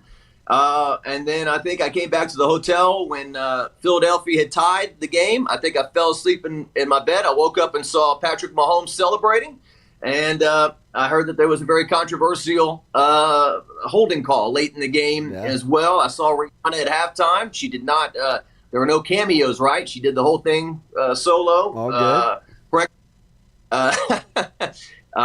And what a catalog she's got. Wow, hit after hit. So I enjoyed it. Chris Stapleton, great national anthem. And it was a close Super Bowl, and it went back and forth. I know a lot of people are debating that final call. Do you make a call like that? Is it the correct call? And this and that. But, it looked like it was a real good Super Bowl. We're going to talk some Saints here in the second hour, but let me get your thoughts here before I get you out of here. Derek Carr announced that he is going to waive the no-trade clause on the Saints. He's not going to come down to New Orleans. He's just going to hit free agency with the Las Vegas Raiders. What do you think is next for New Orleans at that position? What do you think is next for the franchise? Well, Jordy, I have no idea, really. I have to ask you about that. It just doesn't seem like there's a whole lot of positive news coming out of Airline Drive, right? In terms of Saints and everything. It seemed like the amount of back and forth that I was just reading about with Carr and the Saints looked like he could have been a big possibility. And so, this new era of Saints football, moving on from the Sean Payton, Drew Brees era, has been a little discouraging. Now we'll see what happens in March and whatnot. I mean, when's the NFL draft? April. Yeah. And so they did get some draft picks off this Sean Payton, trade and everything. But I've looked at the quarterbacks out there and on the free agency list. I mean, I guess Lamar Jackson's going to be franchise tagged, and I guess Aaron Rodgers would be a pipe dream as well. I don't know, but it does make you miss all those years when you knew when you put Drew Brees behind center, you were going to be in pretty good shape. And so, Sean Payton was able to camouflage the situation and overachieve with those 9 wins his final year with some putrid quarterback play and offensive play. And then last year they just couldn't camouflage it as much, obviously, and dropped to 7 wins. And so here we are. JD, what do you guys do from programming standpoint with baseball season coming up on Friday? Well, certainly we'll be live there. I would think a lot on Friday and starting to, kind of dig deep into that. I've been to, I guess, a couple of the scrimmages just to get a taste of it. I know that we need to get our credential request in. I think, is it the following weekend already that they're going to go on the road for this Round Rock Express where they go into Texas and play a series of teams. Coach Johnson told me he made it clear to them they were going to be playing the day games. They were not going to be at night and have to maybe freeze over there. And then they're going to play Texas the following Tuesday. So they're going to spend a lot of time in Texas there. But, yeah, just looking forward to seeing this team take the field. The first thing I always do is look at the weather. I think the low is going to be 45 on Friday. So we always joke that no matter what the week before, it's going to be the icebox on opening day. So I'm not sure if that's the case or not. I have to check the weather. But it's a long season, man. I mean, they're not going to crown a national champion until a week before the 4th of July. So we'll just see how it goes and to see, how many runs this team puts up on the board. But the general feeling is right now with the non-conference schedule they're playing and the offensive firepower they have, they may really be lighting things up in this non-conference early. Safe travels, JD, as you get back to Baton Rouge. We will see you soon. Okay, Jordy, thanks for having me. You got it. There is Jacques as he's checking in from the road in Columbia, South Carolina, at Jacques Doucet, and the big announcement with Red, Rock, and Blue coming up that you can get your tickets starting at on Friday at varsitytheater.com, and you can also get tickets at redrockandblue.com, as Jacques had a big announcement for us this morning. I appreciate him sharing it here. Vertical Horizon going to be a part of the entertainment for August 19th's varsity concert, all benefiting Red, Rock, and Blue, which Jacques has done so much good work for over the last, over 20 years. So appreciate Jacques for stopping by here and sharing that with us, as you can get tickets coming up later this week. Remember, Daily, we're brought to you by Katie's Restaurant. Katie's Restaurant down in New Orleans. Stop in and see our friend Scott Craig and his crew down in Katie's, as they are a neighborhood restaurant for the entire city. They have typical neighborhood-style cuisines that you can find at the Locals House down there in New Orleans. They also have their sister restaurant, Francesca's, which is right by Katie's. It's a deli and a sister restaurant featuring St. Louis and New Orleans style deli menu options. Katie's has been featured all over the Food Network, all over the Travel Channel, and been on diners, drive-ins, and drives, of course, on that station as well. Katie's is located at 3701 Iberville, right there in the middle of Mid-City, and Francesca's is located down in Lakeview on Harrison Avenue. Great people, great smiles, great service, cold beer, great food on the menu, including St. Louis-style pizza over at Katie's. Stop it and see them and tell them you heard it right here on the Jordy Culotta Show. We'll be back with more of it, driven and powered by Go Chevrolet.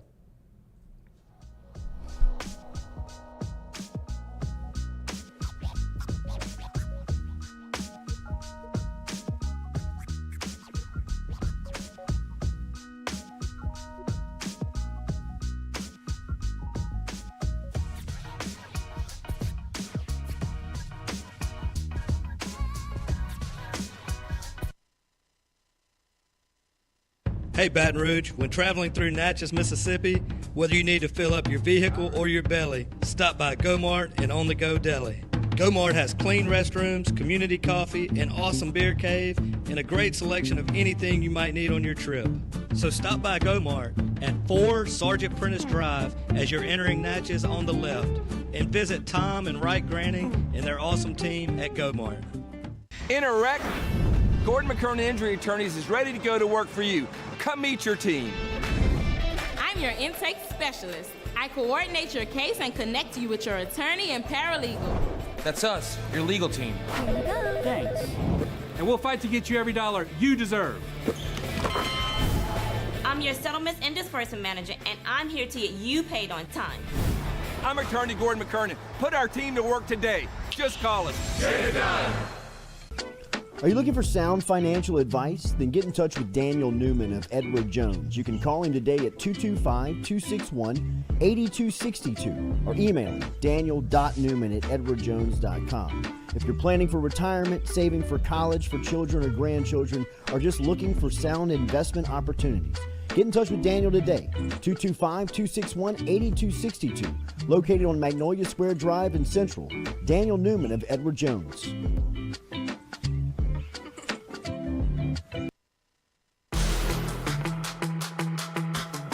Donaldsonville Glass and Body, the trusted name in frame, body, and automotive paint repair since 1977. They have served their customers for over 45 years. You can find them online at dgbauto.com or stop in and see them Railroad Avenue and Division Street out in Donaldsonville, Louisiana. Look, they can help you with your insurance claims. They can make the repair process as stress-free as possible. I'm speaking from experience here. I've got numerous windshields, body repair, all done by Kenny and the crew over at Donaldsonville Glass and Body. They are, without question, the most well-equipped shop in the area. Stop in and see them today. Shop them online, dgbauto.com, or stop in and see the crew over in Division Street in Donaldsonville, Louisiana. Donaldsonville Glass and Body.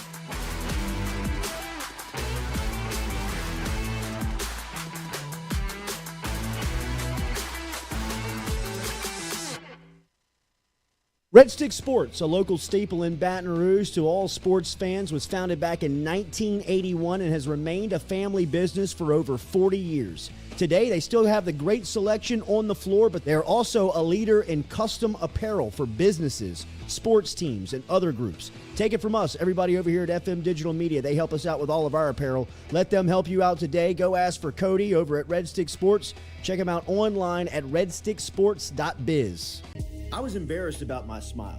Are you unhappy at yours? Do you not smile back at yourself? I called my friend, Dr. Spillers, over at Johnson Spillers. He fixed my smile, and now everywhere I go, people are complimenting it after the work that Dr. Spillers and the staff did to my mouth. They can do it to yours. Get in touch with them. JohnsonSpillers.com. 2 locations, one in Gonzales, one in Baton Rouge. Easy to find them, JohnsonSpillers.com.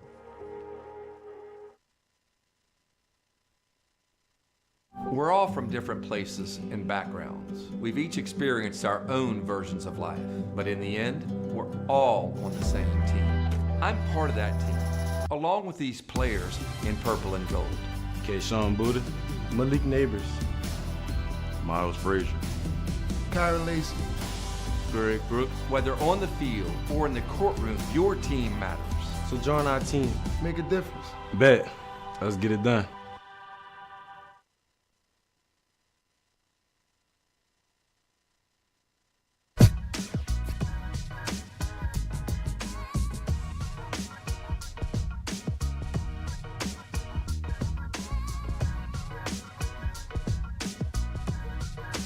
All right, welcome back here to the Jordy Culotta Show, driven and powered by Go Chevrolet. Was catching up Katie on a old venue here in Baton Rouge, one that is really missed, man. Jacques brought it up, talking about, did he call it the Catering Crew? The catering. Did he call it the catering crew? Something, something referencing the Catering. Yeah. Which was a great music venue in Baton Rouge when I was growing up, when I was like in high school and in college and even post-college. And then I believe there was a fire there in and around maybe 2007. Yeah, it was before I moved here. That it has never reopened, but the Catering and Chelsea's, which is now reopened, but Chelsea's when I was in high school was in the shopping center where it's kind of like right outside the north gates of LSU. So oh, like, really? kind of like it wasn't under the overpass always? Cat a corner to the Varsity. Oh, I you know never where that knew Smoothie that. King was? Yeah. That used to be a shopping center back there. That's where Okay. Murphy's Bar was. Okay. So like the most famous bar of Baton Rouge, Yeah. or at least, the college bar. Yeah. One of them. One of the most famous. Murphy's was in that shopping center corner. Now it's apartments and Right. it's like a Talking development. about Buffalo Wild Wings? Exactly. Where the CVS is right now is where Chelsea's was when we were in high school. Oh my God. So like that was a shopping center. Like all of those apartments and all that stuff was a huge blacktop parking lot. Oh wow. It was an enormous blacktop parking lot, and that property went like all the way down. It went all the way back there, like to the ditch. And Murphy's and Murphy's was similar to that too. Murphy's was a restaurant bar. So in the day, it would function as a restaurant. Right. At night, obviously, it would turn into a bar. And that shopping center had, like the college shopping. Just think of, and then at the end of it, so Murphy's was on this end. At the other end of the shopping center, looking at Highland Road, was Chelsea's. Oh, wow. And Chelsea's was just this little room that had the same menu that they're serving now, I'd imagine, and live music. And you could go in there and sit just at like a regular table, and there was a stage in front of you, and you could be eating cheese fries and a hamburger listening to live music. Well, why did Chelsea's move to the overpass then? Like, I when did believe that because happen? that shopping center got bought up. Okay. And they wanted to begin the development of what it is now. Yeah. And so they just bought everybody out of there. Okay. That might have been the time when Chelsea's made that move. Okay. But it feels like it was around that time. Yeah. That was the only Chelsea's I ever knew when I came here Right. from So college then Chelsea's and moved after. under the overpass Yeah. into that huge spot. Yeah. And it kind of lost its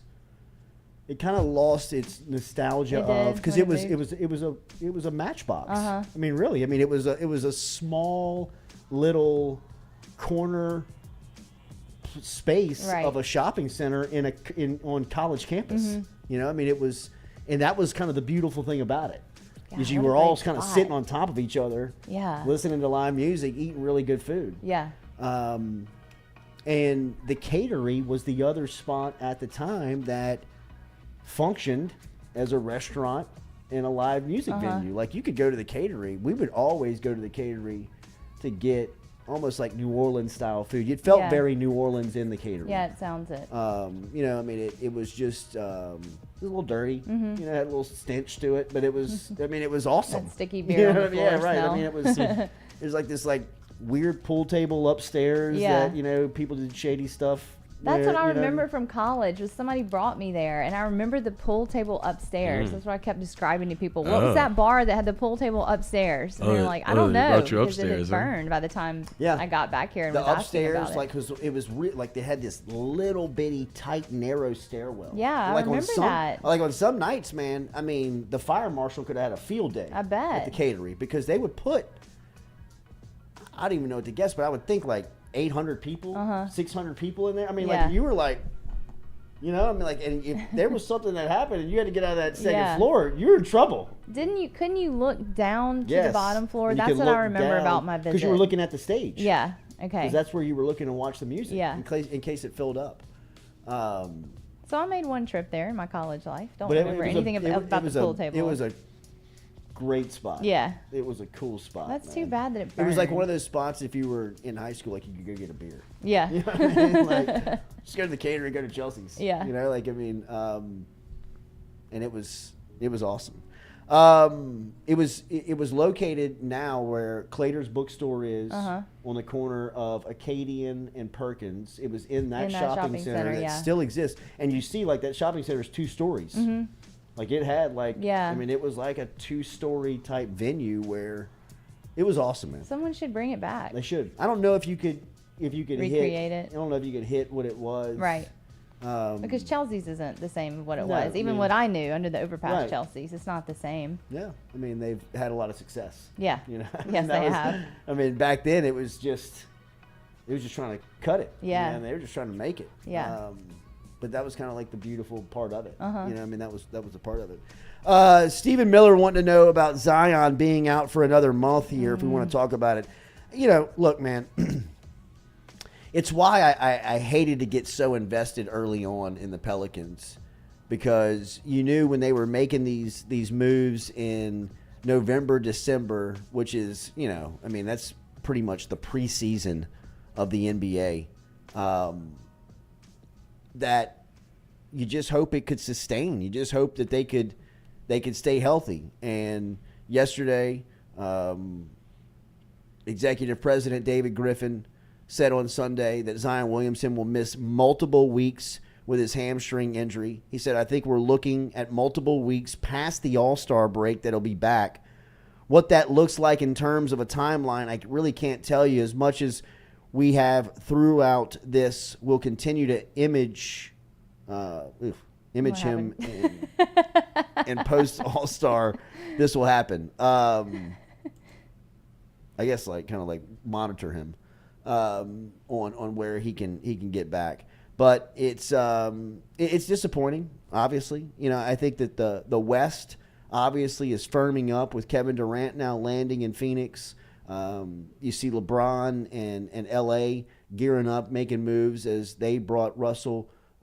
They were able to bring D'Angelo Russell back to the Lakers.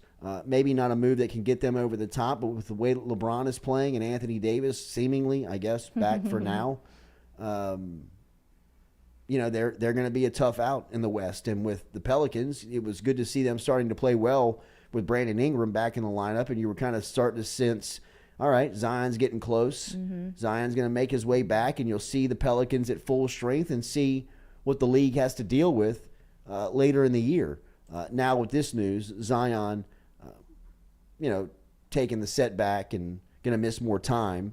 You know, I mean, I can't say I'm shocked. No. I can't say that I'm, you know, like discouraged over it, because I didn't want to become too emotionally involved in it because of the possibility of this happening. Well, I mean, he missed the majority of last year with a totally different injury. And he's only played 114 games through 4 NBA seasons. So, I mean, it's not that surprising. No, not at all. But they're really going to have to lean on Brandon Ingram and C.J. McCollum. And Ingram was out a lot, too. Yeah, but Ingram's kind of finding his footing. I mean, he's making his way back, and he's really starting to play well again. You know, I mean, this is the drawback on Zion. And, you know, this is the part now where it's no debate. He's yours, right? If you're New Orleans. You've paid him.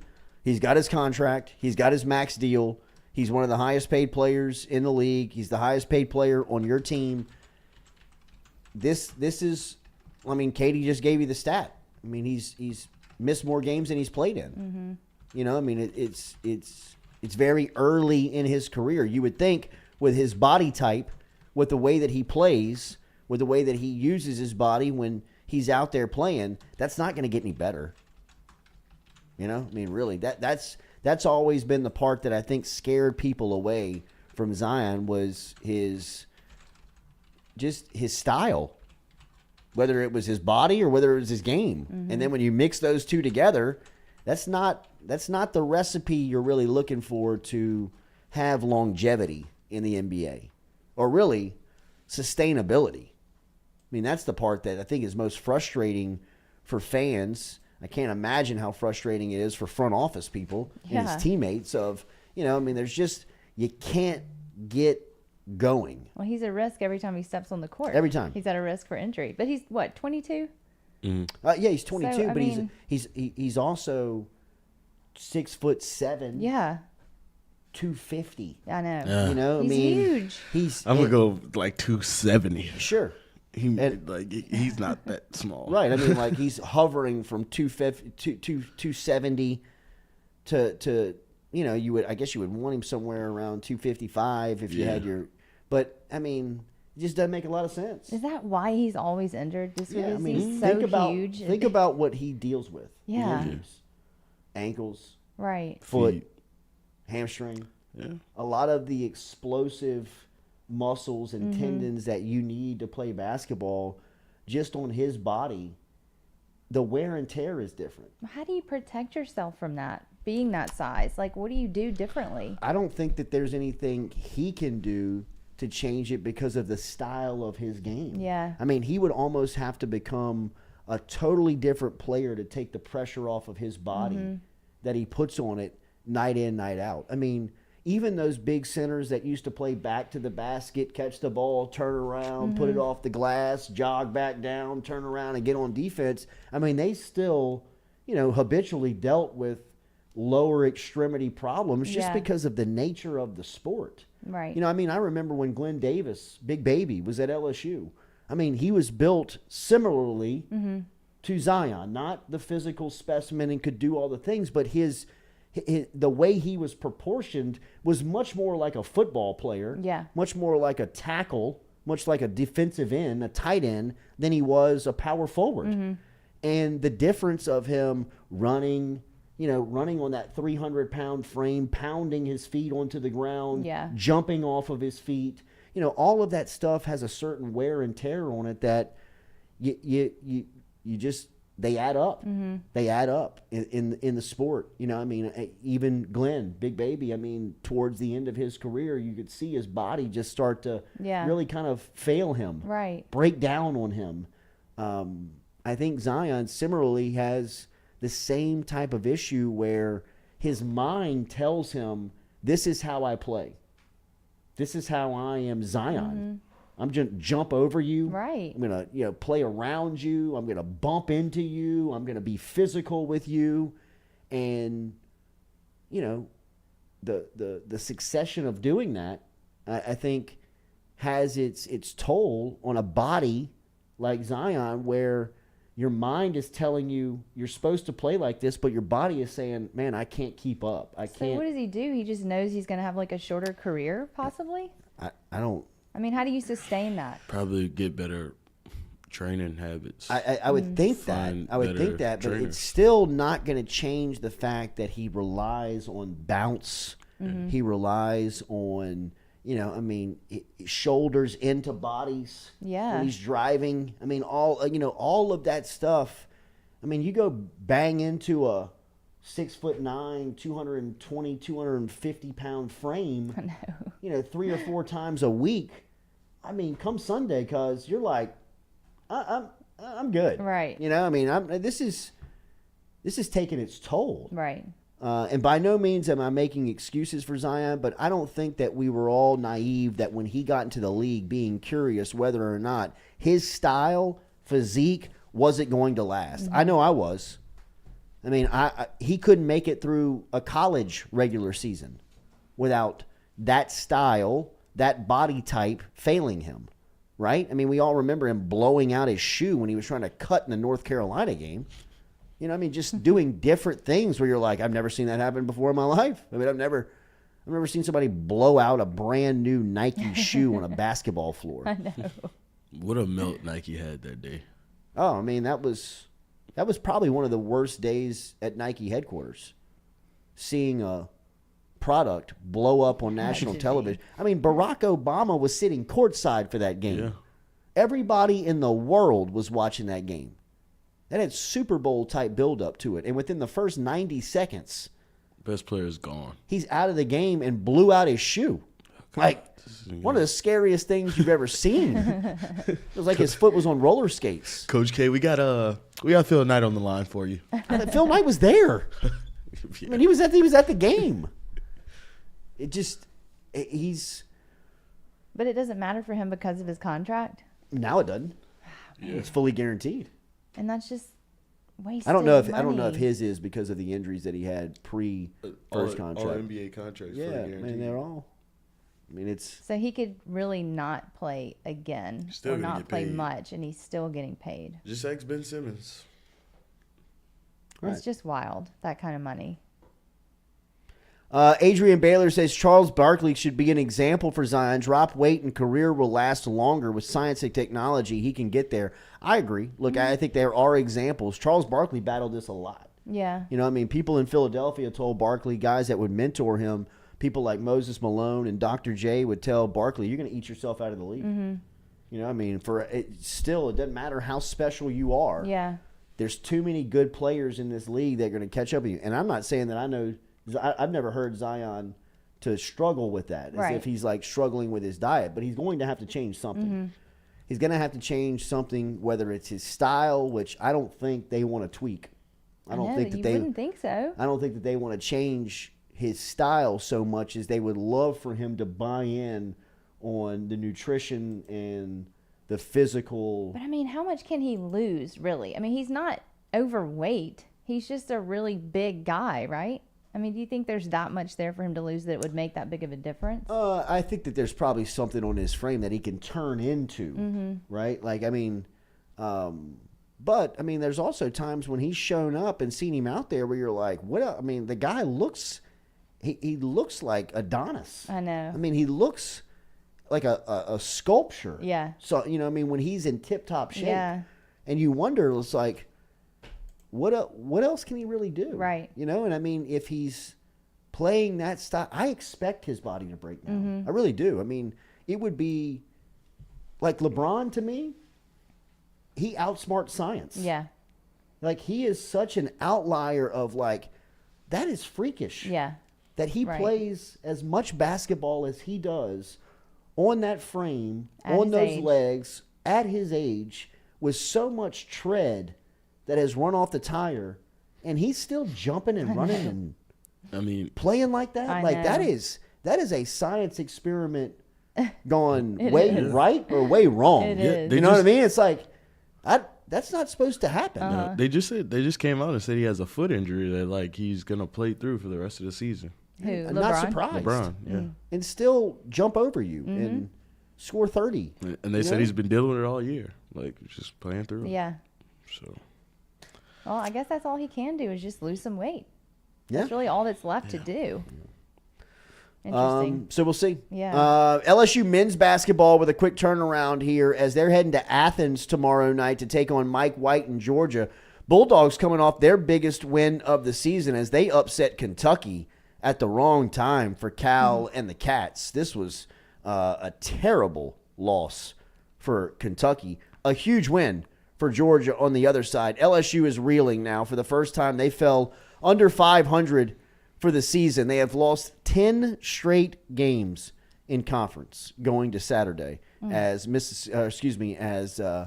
Texas A&M was in town and took care of the Tigers, dropping them at home 69-56. Or excuse me, they beat them to 74-62. 74-62. Texas A&M beat LSU 69-56 back on January 7th, which means that A&M has swept the season versus LSU, and that's the first time that has happened since the 2016-2017 season in LSU basketball. Adam Miller and Tyrell Ward combined for 30-plus in the second half. LSU ended up scoring 62 points, which at times in the first half looked nearly impossible as they were held to 4 points through the first 11 minutes of the game as Texas A&M opened up the night with a 26-4 run that was just a huge kick to the nuts. I mean, like, if you were watching that game and you were trying to become any more demoralized about LSU basketball, that first 20 minutes was as depressing of a 20 minutes as the season has produced. Think about that.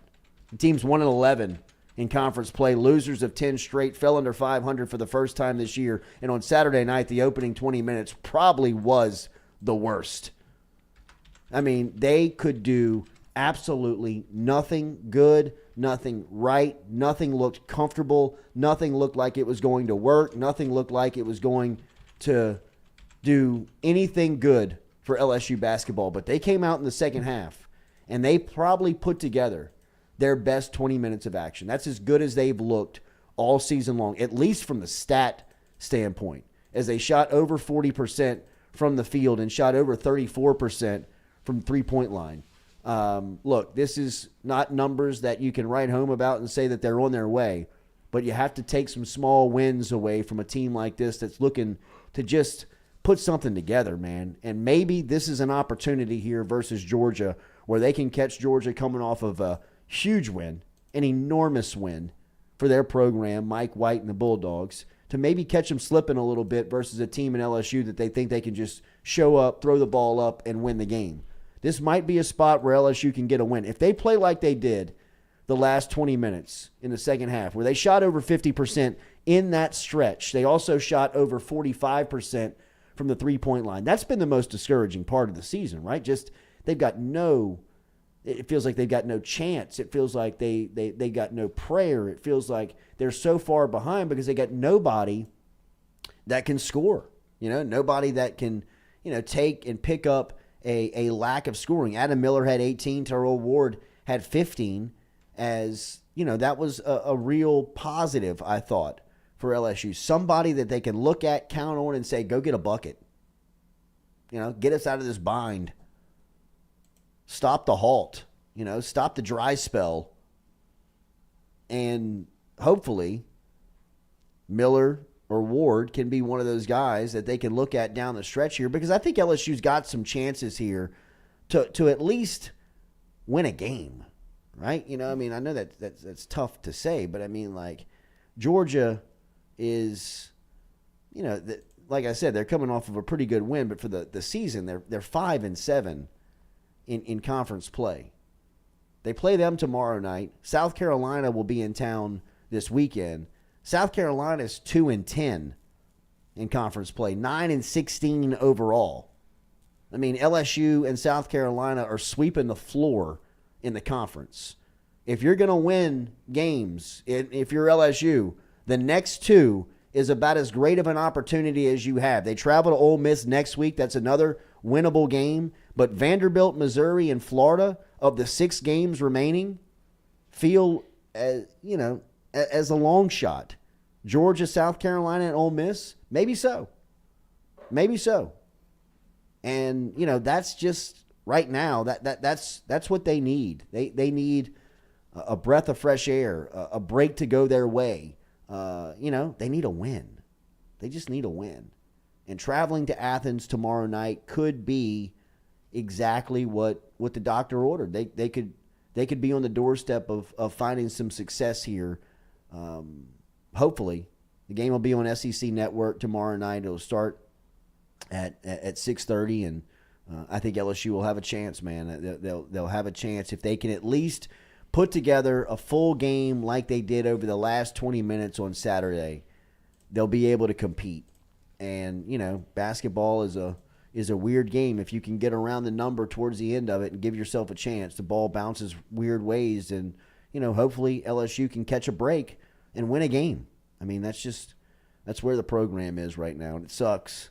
It really does, because you look around the league, and I think it's just LSU has put teams on the floor over the last couple of years that have finished within the top 4 of the league, and it feels like the league's as open as it has been. And for LSU to be, in the cellar of the conference is it's just tough. It sucks. So that's where LSU is. How about Super Bowl commercials? Any stand out to you that you liked? Man, the electric cars are here. Yeah, they're here, right? Golly. That was really in your face, wasn't it? Jeez. Was that Dodge, I think, Yeah. doing that one, the truck one? Yeah. Yeah. That was a good one. I thought the Pepsi ones were pretty good. I mean, I'm not a Pepsi fan, Am I but acting? the whole like, am I acting or not? Taste it for yourself is pretty clever, right? Didn't know where Ben Stiller was. Like, What you mean? That was the first time I've seen Ben Stiller in a long time. Like, he hasn't really been in movies or anything. And have you ever even watched Zoolander? Did you get the Zoolander reference? No. Okay. I was kind of wondering about people who I mean, I've watched it like maybe once, but it was like on TV, so it's like commercials and stuff. Yeah, I thought it was kind of a bold move to bring back the Zoolander role for him. Yeah, it just wouldn't hit, right? Right. Yeah, it was Yeah, weird. it doesn't hit it the same.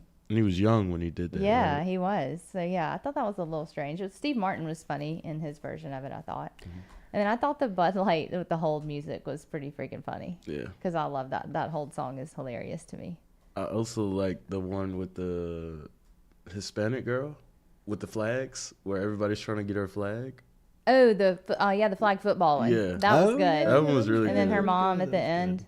That was good. Mm-hmm. The Popcorners, the Breaking Bad one was great, I thought. Yeah. With the popcorn chips. I've never had those chips either. Tubi had me fucked up. It's cool. Yeah, Toomey, that's good marketing though. I mean, yeah, but it's like, is my TV malfunctioning? I don't even have the remote. Like, I was literally watching the game on my laptop, so yeah. So I don't know if I don't know if they wanted to do that or if that was just like. It freaked me out. I was like, "Where's the remote? Somebody's on the remote." Somebody got mad. a stank You know last they night. did. Somebody's I was kid yelling got about slapped. Anybody paying attention to the UFOs flying around the Great Lakes that they shot down over the weekend? Oh, they shot down a unidentified flying object, not a balloon. They're calling it an object. Are you kidding? Yeah. No, I'm not. I see your face over there. Well, because we've talked about UFOs so much on this absolutely. show. Wait, have you heard about the reports of like dead fish for 100 miles, like animals showing up dead? Like it's okay. serious. What was this? What was the object they shot down? This comes from Reuters, which is a news outlet here, and I'm reading directly from the story. U.S. military fighter jets on Sunday shot down an octagonal. OCT-8, yes. Octagonal object over Lake Huron, the Pentagon said. The latest incident since a suspected Chinese surveillance balloon put North American security forces on high alert. It was the fourth flying object to be shot down over North America by a U.S. missile in a little over a week.